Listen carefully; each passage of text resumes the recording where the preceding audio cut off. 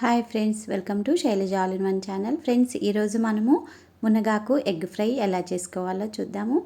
దీనికి ఫస్ట్ మనము స్టవ్ మీద కళాయి పెట్టుకొని ఆయిల్ వేసుకొని ఆయిల్ వేడెక్కాక ఇందులో తాలింపు గింజలు ఇంకా పచ్చిమిరపకాయలు వేసుకొని వేయించుకోవాలి.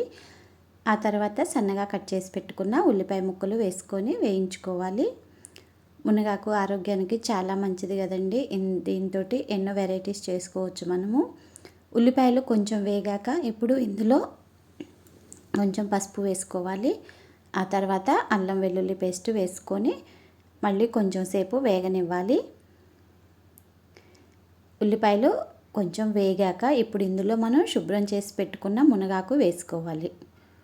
శుభ్రంగా కడిగేసి తుంపేసి పెట్టుకున్న మునగాకు వేసుకొని మొత్తం బాగా కలుపుకోవాలి. ఇలా మొత్తం కలిపేసుకొని ఇందులో కొంచెం ఉప్పు వేసుకోవాలండి. ఇప్పుడు ఉప్పు వేస్తేనే మనకి ఇందులో కొంచెం వాటర్ వస్తుంది.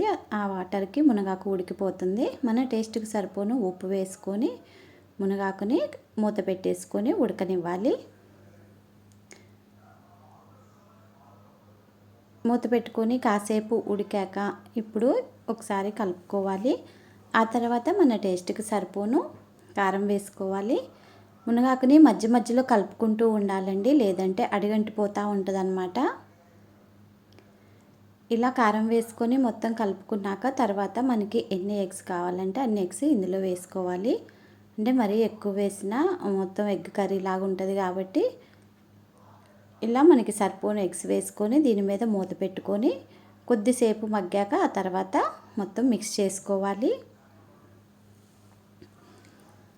ఇలా ఒకసారి కలిపేసుకొని మూత పెట్టుకొని మళ్ళీ కాసేపు ఫ్రై అవ్వనివ్వాలి. ఇలా కొంచెం మధ్య మధ్యలో కలుపుకుంటూ ఫ్రై చేసుకోవాలన్నమాట. అంతే ఫ్రెండ్స్, ఎంతో టేస్టీగా ఉండే మునగాకు ఎగ్ ఫ్రై రెడీ. చాలా ఈజీగా ఈ కర్రీ చేసుకోవచ్చు.